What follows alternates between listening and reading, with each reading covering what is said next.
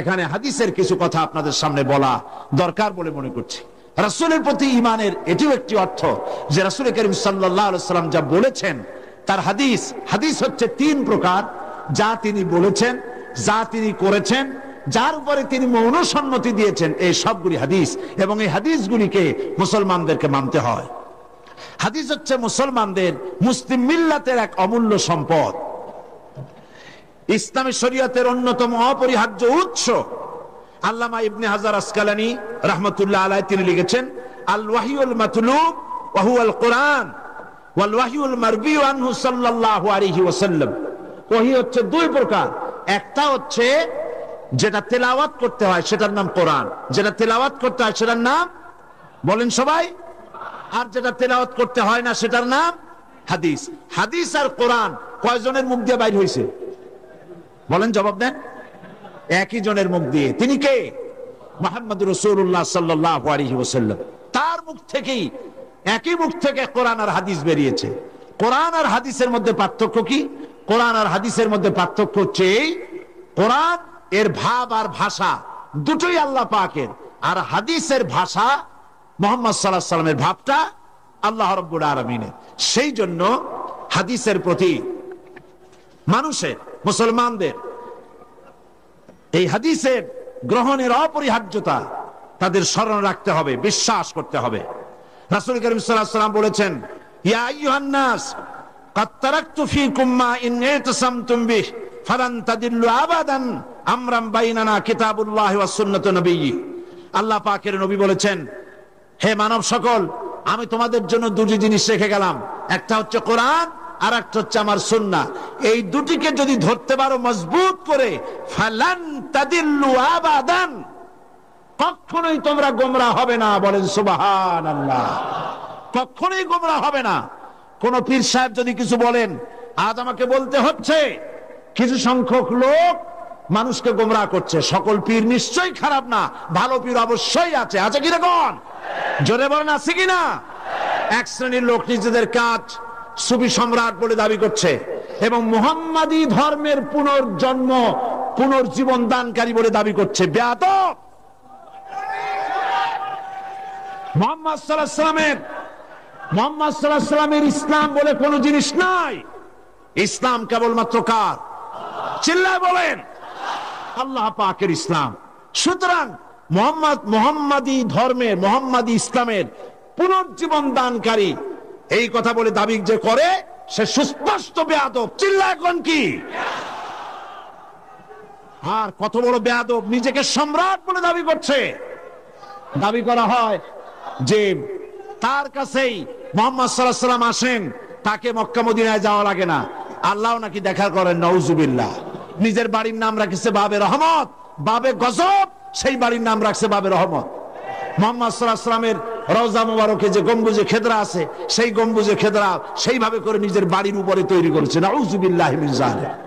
সুতরাং আমি আপনাদেরকে স্পষ্ট করে বলবো, যে জিনিস হাদিসে নাই, যা কোরআনে নাই, যা আল্লাহ বলেন নাই, রাসূল করেন নাই, সাহাবায়ে কেরাম করেন নাই, তা আমরা মানি না। এর নাম ঈমান।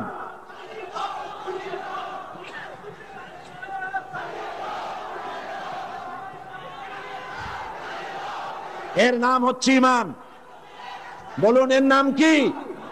এটার নাম হচ্ছে ঈমান। এবার একটি হাদিস শোনাই। অনেক বর্তমান যুগে এক শ্রেণীর লোক তৈরি হয়েছে যারা বলে যে শুধু কোরআন শোনান, হাদিসের কোনো দরকার নাই। হাদিসের কথাটা আমি এই জন্যই আনলাম, কিছু লোক আছে যারা নতুন ফিতনা সৃষ্টি করতেছে, বলতেছে হাদিসের কোনো প্রয়োজন নাই। আবু দাউদ শরীফের একটি হাদিস আমি আপনাদের সামনে শোনাচ্ছি। হযরত ইমরান ইবনে হুসাইন রাদিয়াল্লাহু তাআলা আনহু, তার মজলিসে এক ব্যক্তি বললেন, লা তুহাদ্দিসুনা ইল্লা বিল কোরআন, আমাদের সামনে কোরআন ছাড়া কোনো কথাই কইবেন না, কোরআন ছাড়া কিছু মানি না। এর জবাবে হযরত ইমরান বিন হুসাইন রাদিয়াল্লাহু তাআলা আনহু বললেন, আরাইতা লাউ উকিলাত আনতা ওয়া আসহাবুকা ইলাল কোরআন আকুনতা তাজিদু ফীহি সালাতাল যুহরি আরবান ওয়া সালাতাল আসরি আরবান ওয়া সালাতাল মাগরিবি সালাসান। আচ্ছা, তুমি যে প্রশ্ন করলা যে কোরআন ছাড়া আর কিছু শুনবা না, তো তোমাদেরকে যদি শুধু কোরআনের উপরে নির্ভর করে দেওয়া হয়, তাহলে গোটা কোরআন শরীফ তালাশ করে তুমি কি দেখাইতে পারবা মাগরিবের 3 রাকাত ফরজ নামাজ কোন জায়গায় লেখা আছে? কোরআন শরীফের কোন জায়গায় জোহরের 4 রাকাতের কথা লেখা আছে? কোরআন শরীফের কোন জায়গায় আসরের নামাজ 4 রাকাত লেখা আছে? তুমি কি দেখাইতে পারবা?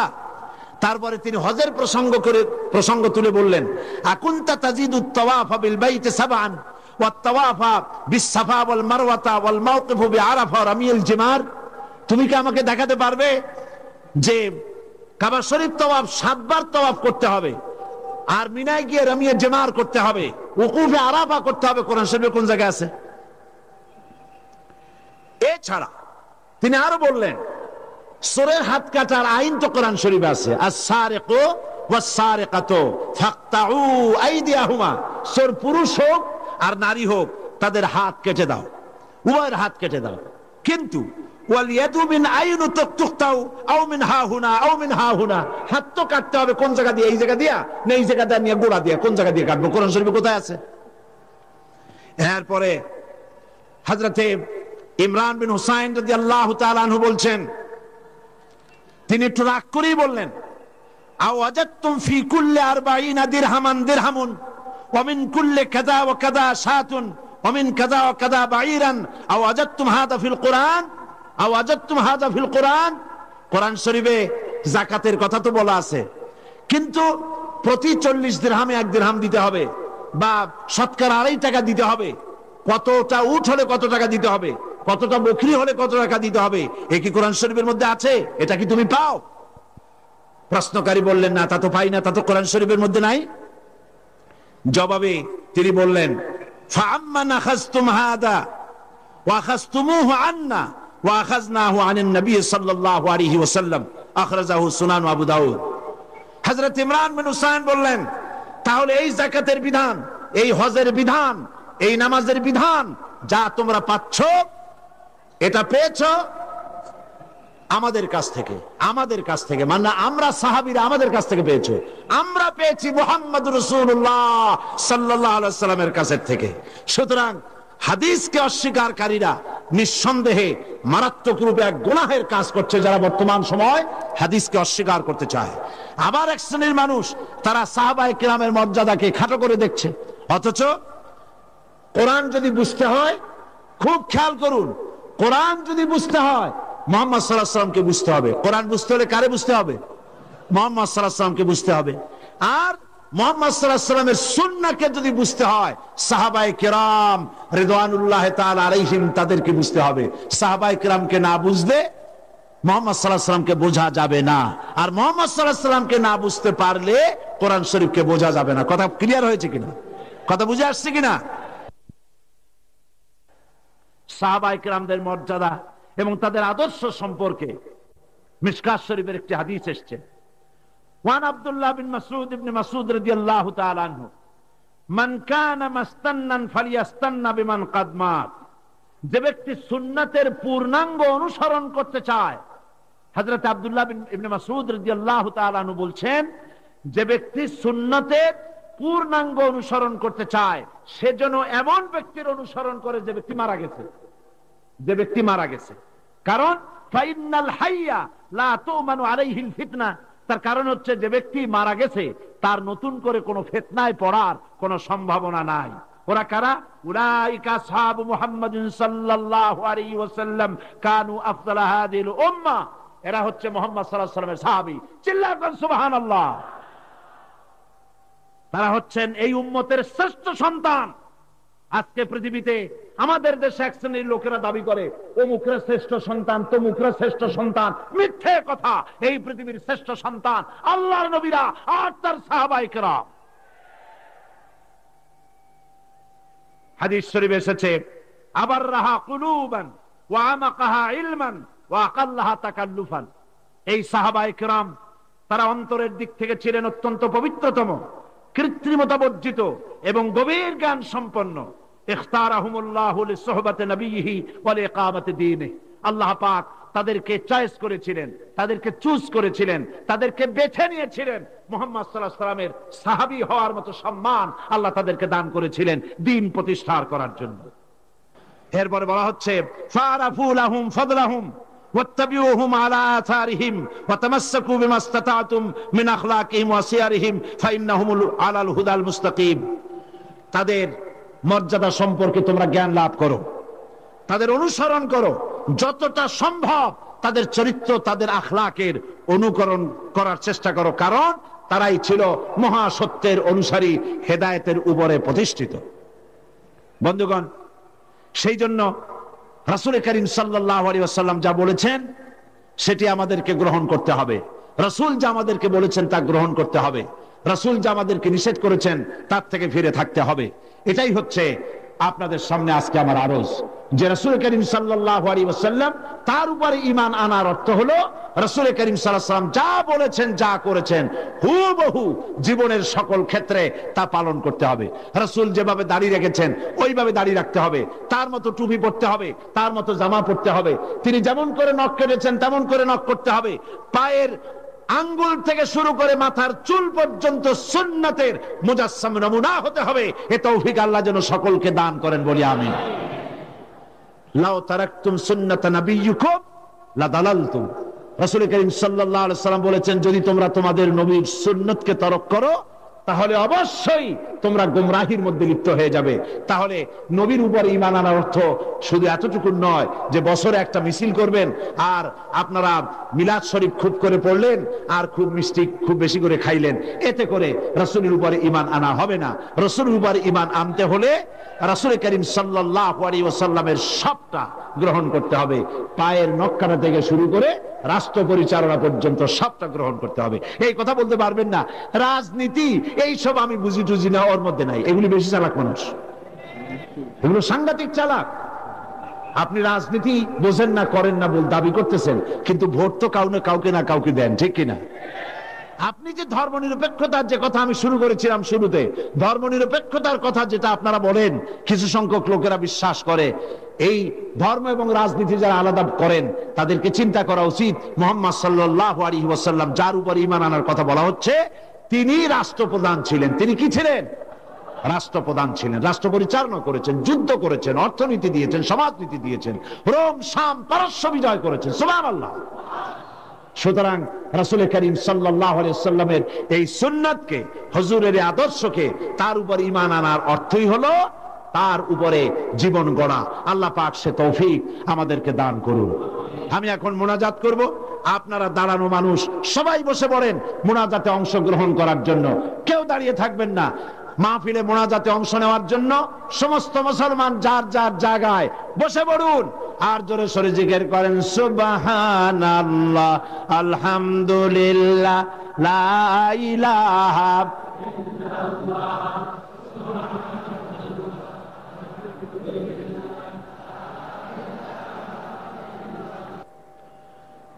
মাঝখানে একটি প্রশ্ন এসেছে, প্রশ্নটির জবাব দিয়ে তারপরে মোনাজাতের দিকে যাব।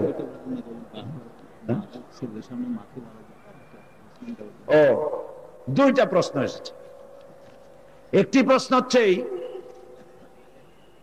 যে এক মহিলা লিখেছেন, আমি এক অসহায় মেয়ে, আমার বাবা কয়েকদিন পর পর আমার মাকে ধরে পিটায়। আমরা ভাই বোন গুলো বড় বড় হয়েছি, আমাদের সামনে ধরে ধরে পেটায়।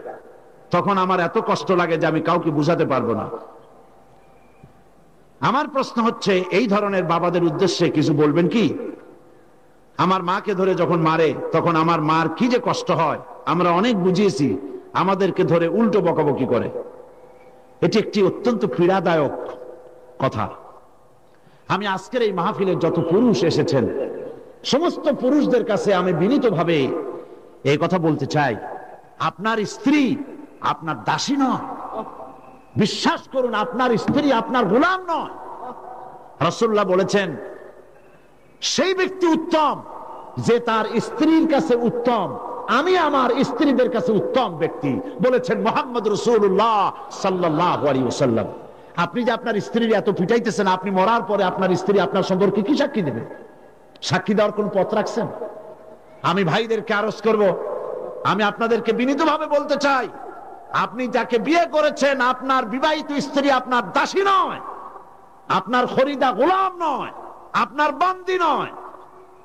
আপনার স্ত্রী, স্বামী আর স্ত্রী দুজন সমান। আপনি বিবাহ করে বাহাদুর হন নাই, বড় লাট হন নাই। খবরদার স্ত্রীর গায়ে হাত তুলবেন না, প্রহার করবেন না। আল্লাহ পাক সকলকে শান্ত হওয়ার তৌফিক দান করুন। স্বামী স্ত্রীর সঙ্গে মনোমালিন্য হতে পারে, শাসনের কথা রাসূলুল্লাহ বলেছেন, শাসন করতে পারেন। কিন্তু আপনি শাসন করবেন আপনার মেয়ের সামনে, আপনার ছেলের সামনে। আপনাকে যদি পেটানো হয় মানুষের সামনে, কেমন লাগবে বলুন তো দেখি? বলেন বলেন, কেমন লাগবে? তা আপনি মা, কয়েকটা সন্তানের মা, এই মাকে তার সন্তানের সামনে পেটাচ্ছেন, তার ইজ্জতকে মাটির সাথে মিশাই দিচ্ছেন। এই মা তো তার সন্তানকে আর শাসন করতে পারবে না। কত ব্যথা পেয়ে মেয়েটা চিঠি লিখেছে। আমি অনুরোধ করব, সেই পিতা যদি এখানে থাকেন, আল্লাহর কাছে তওবা করবেন, খবরদার। রাসূলুল্লাহ বলেছেন আরাফাতের ময়দানে, তোমরা আল্লাহকে সাক্ষী করে একটি পরের মেয়েকে নিজের জন্য হালাল করেছো, দাসীর মতো তাদেরকে প্রহার করবা না। রাসূলুল্লাহ নিষেধ করেছেন। মেয়েদেরকে গালি দিও না, লা তুকরিহুল বানাত ফাইন্নী আবুল বানাত। রাসূলুল্লাহ বলেছেন মেয়েদের গালি দিও না, কারণ আমি মেয়েদের পিতা। আপনারা খবরদার আল্লাহর বান্দীদের প্রহার করবেন না, নির্যাতন করবেন না, গালি দিবেন না। স্ত্রীর নির্যাতন যদি সহ্য করেন, আল্লাহ আপনাকে ভিন্নভাবে বরকত দিয়ে দিবে। খবরদার স্ত্রীদের উপর অত্যাচার করবেন না। আমি মহিলাদের এখানে মাহফিল করেছি, আজকে হাজার হাজার মহিলারা এসেছিলেন। আমি আপনাদেরকে এইসব কথা বলতে পারবো না, সময় হবে না। আজকে শুধু এতটুকু বলে রাখি, স্ত্রী আপনার সমান অধিকার রাখে, সে আপনার গোলাম না। এটা আবার উচ্চারণ করলাম। চিরকাল আপনার স্ত্রী আপনার কাপড় চোপড় ধুয়ে দেবে সারা জীবন, আর আপনি একদিনও তার শাড়ি ধুয়ে দিতে পারবেন না। এটা ইসলাম নয়। আপনি তার শাড়ি ধুয়ে দেন, চিরকাল আপনার মশারি টানাবে, আপনি একদিন মশারি টানাইতে পারবেন না। না, তা হয় না। তার অধিকার আপনাকে দেখতে হবে, অধিকার আদায় করতে হবে। মনে থাকবে এই কথাগুলি, মনে থাকবে এই কথাগুলি। স্ত্রীকে মহব্বত করবেন, ভালোবাসবেন। রাসূল করিম সাল্লাল্লাহু আলাইহি ওয়াসাল্লাম, সুবহানাল্লাহ, হযরত আয়েশা রাদিয়াল্লাহু তাআলা আনহা বলেছেন, আমার কাছে হুজুর এসেছেন, অনেক বেলা হয়ে গেছে, খাবার তৈরি করতে পারি নাই। হুজুর এসে রাগ করেন নাই, বরং আমার কাছে বসে তিনি রান্না গুছিয়ে দিয়েছেন, তরকারি কুটে দিয়েছেন, রুটি বেলে দিয়েছেন, না হয় রুটি সেকে দিয়ে আমাকে রান্নার কাজে সহযোগিতা করেছেন। বিশ্বনবী মুহাম্মদ রাসূলুল্লাহ সাল্লাল্লাহু আলাইহি ওয়াসাল্লাম। তুমি কোন বড় লাগবো? সুতরাং স্ত্রীর কাজে সাহায্য করুন। খবরদার আপনারা নিজেদের সংসারকে আগুন বানাবেন না। বাইরে যতই মাতবাড়ি করেন, মূল শান্তির জায়গা কোথায়? বলেন, মূল শান্তির জায়গা কোথায়? এই জন্য মূল শান্তির জায়গা ভালো রাখেন। সেইখানে হোম অ্যাফেয়ার্স খারাপ হলে সব খারাপ। যেমন পেট খারাপ হলে সমস্ত সবকিছু খারাপ। কাজে আপনার স্ত্রীর কাছ থেকে ভালো ব্যবহার পেতে পারেন, সেই রকম ওয়াশিরুহুন্না বিল মারুফ, আল্লাহ পাক কোরআন শরীফে বলেছেন ওদের সাথে ভালো ব্যবহার করো। সুবহানাল্লাহ কোন আল্লাহ কয় ভালো ব্যবহার করো, আর আপনারা খারাপ ব্যবহার করছেন। আল্লাহ পাক এই খারাপ ব্যবহারকারী পুরুষগুলির মাথা আল্লাহ ঠান্ডা করে দিক, বলেন আমিন। আর একটি প্রশ্ন এসেছে, লন্ডনে সিলেটবাসীদের ব্যাপারে নাকি আপনি অপমানজনক কথা বলেছেন। এ ব্যাপারে আপনার থেকে জানতে চাই। আপনারাও কি জানতে চান?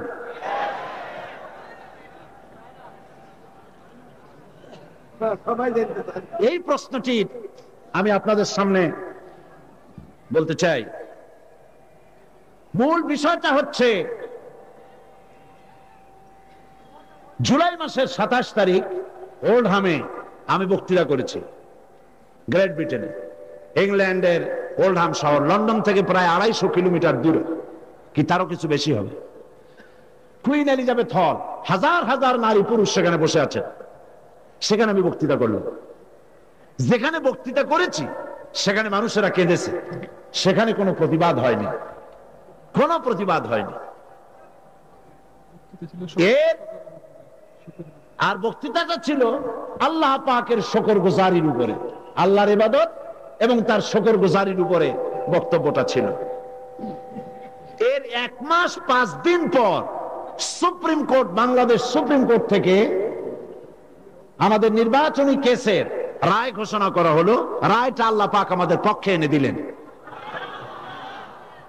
এর কয়েক মাস আগে হাইকোর্ট, যখন হাইকোর্টে আমরা হেরে গিয়েছিলাম, আপনারা জানেন তো, হাইকোর্টে যখন হারলাম তখন লন্ডনের প্রত্যেকটি বাংলা পত্রিকায় হেডিং টেনেছে, সাইদির এমপি সদস্য পদ আর নাই, শেষ। খুব মজা করে বড় হেডিং টেনেছে। আর এই আমার ওই বক্তৃতার 1 মাস 5 দিন পর যখন বক্তব্য রাখলাম, সেই বক্তৃতার 1 মাস 5 দিন পর যখন সুপ্রিম কোর্ট রায় দিল আমাদের পক্ষে, তখন সুপ্রিম কোর্টের রায়ের একটা শব্দ তারা ব্যবহার করেনি, বরং 1 মাস 5 দিন আগের ওই খবরটি তারা হেডিং টেনেছে, সিনিটিরা দেশে থাকলে রিক্সা চালাইতো। এটা কথা হইল? 25টি বছর সিলেটের ভাইয়েরা আমাকে দাওয়াত দেন, 25 বছর। আপনাদের এখানের থেকেও বেশি, এখানে তো 22 বছর হলো নাকি মৌলানা শামসুদ্দিন সাহেব? এখানে 21 না 22? ইখতিলাফ হয়ে যাচ্ছে, কেউ কয় 21 কেউ কয় 22। যাই হোক, 21-22 বছর এখানে আসলাম। ওখানে 25 বছর হয়েছে, গত বছর 25 বছর পূর্ণ হয়ে গেছে। 25টি বছর যে সিলেটি ভাইয়েরা আমাকে দাওয়াত দিলেন, যাদের দাওয়াতে আমি সিলেট সফর করলাম, বিশাল মাহফিল হয়, যদিও এত বড় মাঠ তাদের নাই, কিন্তু সেই মাঠে লোক ধরে না, মানুষ গাছে ওঠে, মানুষ ছাদের উপরে ওঠে। আমাকে আমার কাছে এসে মুসাফা করতে পারে না, এই আবেগকে তারা পুরো করতে আমার গাড়ির কাছে এসে গাড়িটা ধরে আর চুমা খায়। যে লোকগুলি আমাকে এইরকম ভালোবাসে, 25 বছর ধরে টিকিট দিয়ে, বিমানের টিকিট দিয়ে বাংলাদেশ থেকে লন্ডন নিয়ে যায় 25 বছর, এবং লন্ডনে সিলেটের মহিলারা পুরুষেরা হাজার হাজার আমার বক্তব্য শোনার জন্য আসে। আমি কি এতই অকৃতজ্ঞ এবং নেমক হারাম যে সেই কমিউনিটিকে আমি এই ধরনের অপমানজনক কথা বলবো? একটি মিথ্যে কথা পত্রিকায় ছেপে দিয়ে তারা গোটা কমিউনিটির মধ্যে আগুন জ্বালায় দিল। এটা কারা করলো? এটা করেছে সেই সব লোকেরা যারা আমাকে সহ্য করতে পারে না। এক শ্রেণীর রাজনীতিবিদ। আমি একটি রাজনৈতিক ষড়যন্ত্রের শিকার। এখানে যেমন লোক হয়, লন্ডনে গেলে সেখানেও সর্ববৃহৎ মাহফিল, সেখানে যেটা হয় সেখানেও এরকমের বড় বড় মাহফিল হয় যতটা সেখানে সম্ভব। সেখানে মদের বিরুদ্ধে আমি কথা বলি, মদের ব্যবসা বেশি লোকেরা করে, মদ যে হারাম এর বিরুদ্ধে কথা বলি, মেয়ে লোকগুলিকে পর্দায় রাখতে বলি। এর দ্বারা যারা বহুত মদের দোকান আছে তারা মদের দোকান ছেড়ে দিয়ে তারা ভালো ভালো হালাল ব্যবসা ধরেছে, লোকেরা নামাজি হয়েছে, পর্দা করেছে। এখন যদি আপনি লন্ডনে যান, আপনি ইস্ট লন্ডনে দেখলে আপনি দেখতে পাবেন শত শত মেয়েরা স্কুল কলেজ থেকে বেরোচ্ছে, সব বোরকা পরা, চাদর পরা। এগুলি তাদের সহ্য হয় না। তারা আমাকে ধরার জন্য বহু চেষ্টা করেছে, কেমনে করবে। শেষ পর্যন্ত আমি যা বলি নাই সেই কথাটাকে বিকৃত করে ছেপে দিয়ে চেষ্টা করেছিল যাতে করে আমার মাহফিলে লোক না হয়। তারা চেষ্টা করেছে আমার থেকে জনগণকে বিচ্ছিন্ন করার জন্য। আল্লাহর কসম, আমার থেকে জনগণকে বিচ্ছিন্ন করা যাবে না।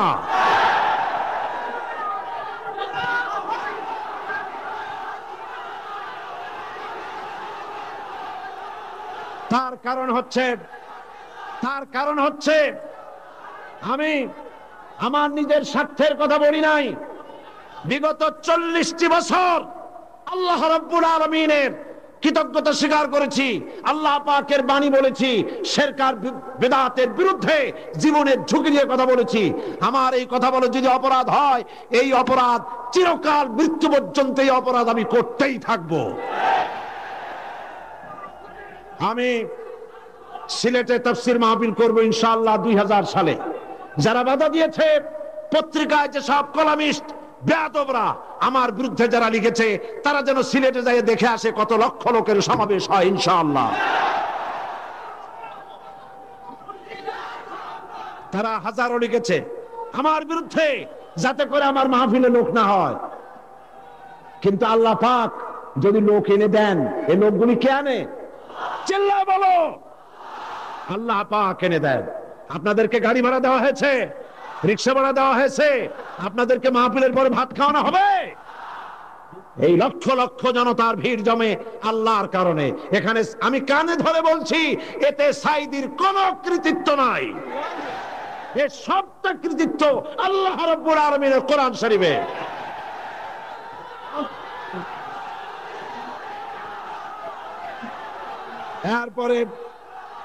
এরপরে তারা যখন পত্র পত্রিকায় আমার বিরুদ্ধে হাবিজাবি লিখল, লন্ডনের সিলেটেরাই তারা ইস্ট লন্ডন মসজিদের প্রতিবাদ সভার আয়োজন করলো। আমার সেই প্রতিবাদ সভায় অন্তত 3000-এর উপরে সিলেটি ভাই বোনেরা ছিলেন, আর তারা প্রায় 100-1 লোক মদের দোকান থেকে বেরিয়ে মদের বোতল মসজিদে নিক্ষেপ করে মসজিদের গ্লাস ভেঙে দিয়েছে। এগুলো ভিডিও ধারণ করা আছে। কারা করেছে আমি সেই রাজনৈতিক দলের নাম করলাম না, আল্লাহ তাদেরকে ল্যাংটা করবেন দুনিয়া এবং আখিরাতে। পত্রিকায় লেখা হয়েছে, একটি পত্রিকা ভারতের টাকায় চলে যার নাম জঘন্য কণ্ঠ, এরা জনকণ্ঠ নয়।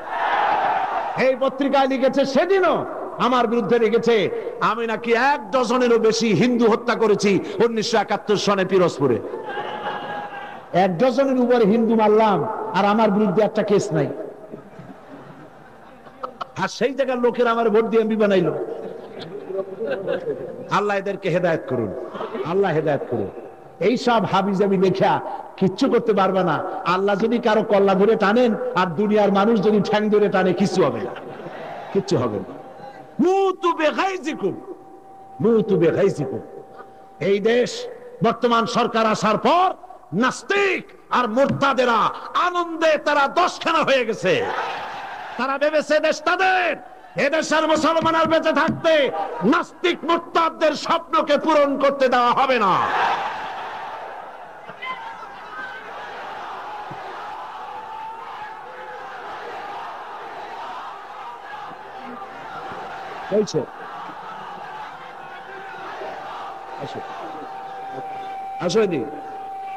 দেখেন দেখেন আল্লাহর কি রহমত। সেই ওল্ডহামে মাহফিল যারা আয়োজন করেছিল, আমি তো দেখি নাই, সেই নান্নু মিয়া ওল্ডহামে বাড়ি, সিলেটে বাড়ি, ওল্ডহাম থেকে এসেছে এই মাহফিল শোনার জন্য।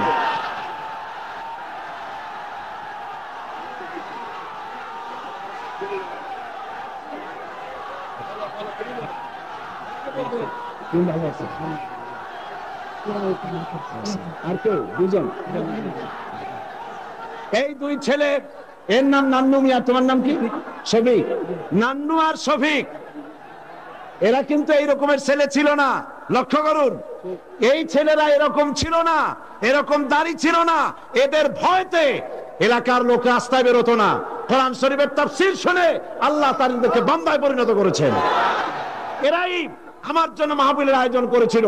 এরা লন্ডন ইস্ট লন্ডন মসজিদে এরা বক্তৃতা করে প্রতিবাদ করেছিল এরাই। সুতরাং সালাম দাও সকলকে। আসসালামু আলাইকুম। তো আল্লাহ পাক যারা এই বেয়াদবি করেছে, মানুষকে খেপাতে চেষ্টা করেছে, একটা রাজনৈতিক মায়ের আমাকে দিতে চেয়েছে, মা ঠেকাবার মালিক হচ্ছে আল্লাহ পাক।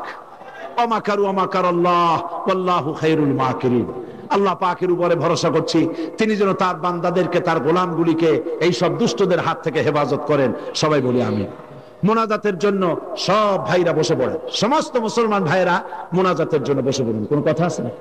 মাওলানা শামসুদ্দিন সাহেব মাদ্দাজুল্লাহুল আলী, তিনি সামান্য 2-1টি কথা বলবেন। আমি আরেকটি কথা বলতে চাই, এই তাফসীরুল কোরআন মাহফিলের সহযোগিতার জন্য, আর্থিকভাবে সহযোগিতা করার জন্য গতকাল তো এক মহিলা 30,000 টাকা দিয়েছেন। আজকে বাইতুস শরবের পীর সাহেবের জামাই আসছে নাকি? কেন মুর্তাজা আছে? বাইতুস শরবের মরহুম হযরত পীর সাহেব কেবলা হযরত মাওলানা শাহ আব্দুল জব্বার রাহমাতুল্লাহি আলাইহি, আল্লাহ পাক জান্নাতুল ফেরদাউস নসিব করুন, বলেন আমিন। তার জামাই, ছোট জামাই মুর্তাজা, এই মুর্তাজা মদিনা মুনাওয়ারায় আমার যথেষ্ট খেদমত করে। সে আমাকে আব্বা ডাকে, আমি তাকে ছেলের মতো জানি। আজকে যখন এই মাহফিলের খবর শুনেছে, অনেক খরচ মাওলানা শামসুদ্দিন সাহেবের হাতে এখনো টাকা আসে নাই, তিনি মাইকিং এর ব্যাপারে যে খরচ হয়, সেই খরচের ব্যাপারে আমার হাতে আজকে দুপুরে 40,000 টাকার এই চেকটা দান করেছে। আমি মুর্তাজা একটু দেখুক তোমাকে, দাঁড়াও। এই যে মুর্তাজা বাইতুস শরীফ হুজুরের ছোট জামাই, সালাম দিচ্ছে আপনাদেরকে। আপনারা বলেন ওয়ালাইকুম আসসালাম। আমি তার দেওয়া 40,000 টাকার চেক মাওলানা শামসুদ্দিন সাহেবের হাতে হস্তান্তর করছি।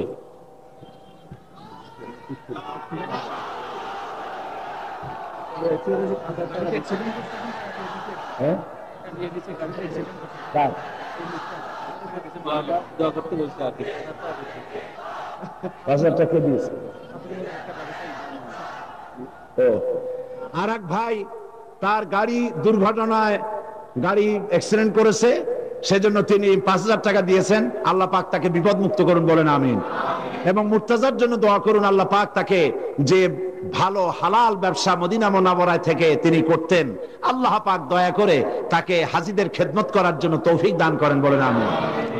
হযরত মাওলানা শামসুদ্দিন সাহেব সামান্য 2-1 মিনিট কথা বলবেন, আপনাদের মোটেই কষ্ট হবে না, এরপর আমরা মোনাজাত করবো ইনশাআল্লাহ।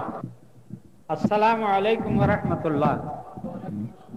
আমি বক্তৃতা দেব না, তো যেহেতু কালকে হরতাল ডাকা হয়েছে বিরোধী দলের পক্ষ থেকে, আমরা বিরোধী দলের কাছে আহ্বান জানাইছি, বলেছি যে আমাদের এত বড় মাহফিল, এখানে লোকজন যেন আসতে কোনো অসুবিধা না হয়।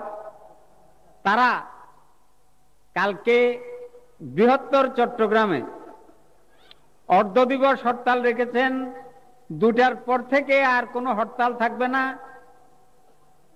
আমি তাদের এই সহানুভূতির জন্য তাদের শুকরিয়া আদায় করছি। আপনারা নির্ভয়ে মাহফিলে আসতে পারবেন, আপনাদের গাড়ি ঘোড়া নিয়ে, কোনো রকমের অসুবিধা হবে না ইনশাআল্লাহ। 2 নম্বর হলো, আমরা নতুন ভাবে এই বছর আমাদের শিশু কিশোরদের জন্য একটা প্রোগ্রাম করেছি। সেই প্রোগ্রামটা হবে আগামী জুমাবার সকাল 9টার থেকে, এই জন্য যে জুমার দিনে একটু আগে ভাগে শুরু করতে হয়। তো সেখানে আপনারা আপনাদের শিশুদেরকে, আপনাদের বাচ্চাদেরকে পাঠিয়ে দেবেন।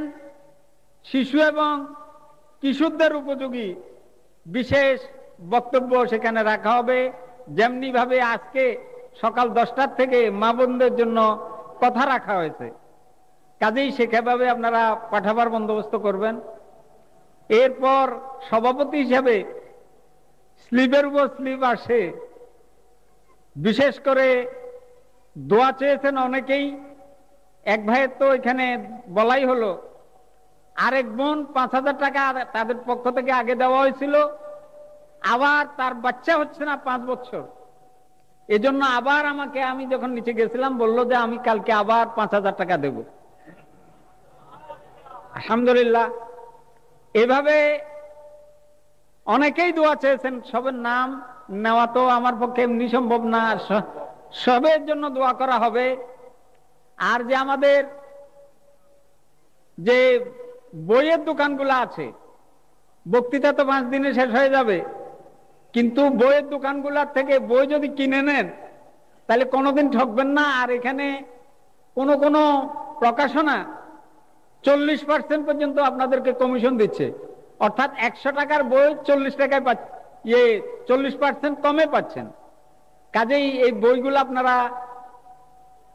অর্জন করার চেষ্টা করবেন। তাছাড়া আমাদের মাহফিলে আগে অসম্ভব ক্যাসেট ভিতরে হতো, এগুলো আমরা বন্ধ করে দিয়েছি।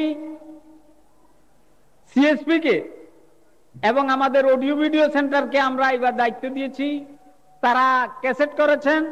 তা আপনারা সেই ক্যাসেটগুলা যদি সঙ্গে করে নিয়ে যান তাহলে সারা বছর একবার শুনলে তো মনে থাকে না, এই সারা বছর শুনতে পারবেন। আমি তো সারা বছর একটু সময় পাইলেই শুনি।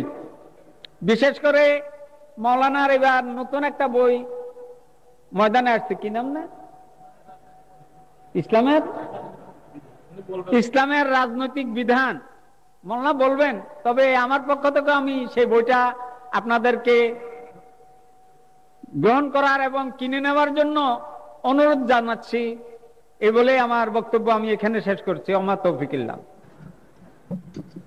মহিলা প্যান্ডেল থেকে একটা চিঠি এবং 5,000 টাকা এসেছে মুসলিম ফান্ডে, ইসলামী সমাজ কল্যাণ পরিষদের মুসলিম ফান্ডে 5,000 টাকা মুসলিমদের সাহায্যার্থে এক বোন পাঠিয়ে দিয়েছে, টাকাটা দিয়ে দেবে আলহামদুলিল্লাহ।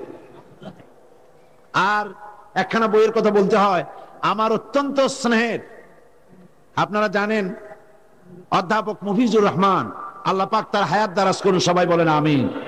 আমি আজকের মহিলা মাহফিলে ওয়াজ করতে গিয়ে বলেছিলাম, অধ্যাপক মুফিজের মতো সন্তান যেন আল্লাহ সকলকে দান করেন। তিনি ইংলিশের প্রফেসর, তিনি যখন ওয়াজ করতে থাকেন আমাকে আসর করে তার বক্তৃতায়, আমি তার জন্য সব সময় দোয়া করি। এত কোরআন হাদিস তিনি মুখস্থ করেছেন, আর এত সুন্দর করে বুঝাবার তৌফিক আল্লাহ তাকে দান করেছেন। আল্লাহ তার প্রতি রহম করুন, তার মা বাপের উপরে রহম করুন। তিনি সাহাবায়ে কেরাম রাদিয়াল্লাহু তাআলা রিদওয়ানুল্লাহ তাআলা আলাইহিম আজমাইন তাদের মহান মর্যাদা, অনন্য বৈশিষ্ট্য সম্পর্কে ছোট্ট একটা বই লিখেছেন। যেহেতু বলা হয় যে জামাত ইসলামী সাহাবায়ে কেরামদেরকে গালি দেয়, নবীদেরকে গালি দেয়, মূল আকীদাটা কি সেই আকীদাটা জানার জন্য, বোঝার জন্য এই ছোট্ট বুকলেটটি আমি সকলকে খরিদ করার জন্য অনুরোধ করছি। আপনারা মেহেরবানি করে, খুব ছোট বই, আপনারা সকলে নিতে পারবেন। আর মাওলানা শামসুদ্দিন সাহেব আমার যে বইটির কথা বলেছেন, প্রতি বছর আমি বই নিয়েছি, কারণ বক্তৃতা কানে সব সময় থাকে না, ক্যাসেট নষ্ট হয়ে যায়, কিন্তু বই নষ্ট হয় না। এবার একটা ছোট্ট বই নিয়ে এসেছি, বইয়ের নাম হচ্ছে ইসলামের রাজনৈতিক বিধান। সাহাবায়ে কেরামদের উপরে আমাদের আকীদা কি, নবীদের উপরে আমাদের আকীদা কি, দাড়ি কতটুকুন রাখতে হবে, জামা কতটুকুন পড়তে হবে, দাড়ি পাগড়ি কিভাবে ব্যবহার করতে হবে, এ ব্যাপারে আমাদের আকীদা কি তা পরিষ্কার এই বইয়ের মধ্যে আমি দিয়ে দিয়েছি। এরপরে আমাকে বলা হয়, আপনি জামাত ইসলামী করেন কেন, পীর মুরিদি করলেন না কেন, অথবা নিজে একটা দল বানান না কেন, জামাত ইসলামী কেন করি, সে প্রশ্নের জবাব আমি এখানে দিয়েছি। বিস্তারিত আলোচনা আছে। ইসলামের রাজনৈতিক বিধান বইটি সমস্ত লাইব্রেরিতে পাওয়া যাবে, আপনারা নিবেন। যারা সেপেছে আপনাদের জন্য তারা মূল দাম না রেখে হাদিয়া মাত্র 50 টাকা রেখেছে, আপনারা নিতে চেষ্টা করবেন। মোনাজাতের পর এখানে আজান হবে, বা জামাত এশার নামাজ আদায় করে যাবেন। আর আপনাদের বাচ্চাদেরকে শেষ দিন শিশু কিশোরদেরকে এখানে পাঠাবেন, তাদের জন্য আমি কথা বলবো ইনশাআল্লাহ।